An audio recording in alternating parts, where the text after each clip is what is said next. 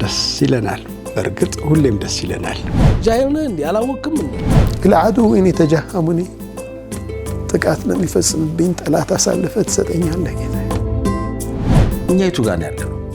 በምን ጉዳይ ነው ወንድሞቻችን ጋር ዛሬ ጀርባ የተሰጣጣ? መብሩክ መብሩክ መብሩክ ቢላክስ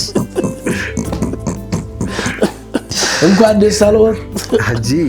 ያለ ሰላት ሪኒዋል መታደስ የለም። ያለ ሰላት ህይወት ከባድ ነው በጣም። አሁን እኮ ነግሬያቸዋለሁ ከመጀመሪያችን በፊት። አይ በህዝብ ፊት ማለታቸው መሰለኝ። ችግር የለውም በህዝብ ፊት አይተህ ረጀብ 27 የኢስራ እና ሚዕራጅ ሌሊት ነች። ሰቢልላህ ሲሄዱ ደግሞ ይሄድ ሷሃቦች ሸሂድ ይሩሱ ጀሃነም ነው። ያ አላህ በአላህ ቀናት አስታውሳቸው ይላል። እንዲህ ያሉ ቀናት በእነዚህ አይነት ቀናት መተዋወስ ምንድነው ፋይዳው? ኢድሪስን በእውቀት አሰብኩት፣ ሃሩንን በምን እያልኩኝ ሳስብ ስለነበር የማትቀበሉኝ ከሆነ ይህንን ወሬ እንደብቁልኝ አላቸው። በቃ አትንገሩኝ፣ ለቁረይሾች አታደርሱ። ከሀዲያዎች ሁሉ በላጭ የሆነውን ሀዲያ የሸኻችንን ዱዓ ብሰጣችሁ ደስ አይላችሁ?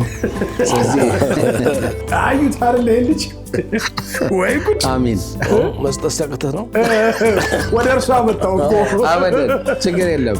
የጀነት ሰዎች ጀነቱ ሲጠቃቀሙ አየኋቸዋል።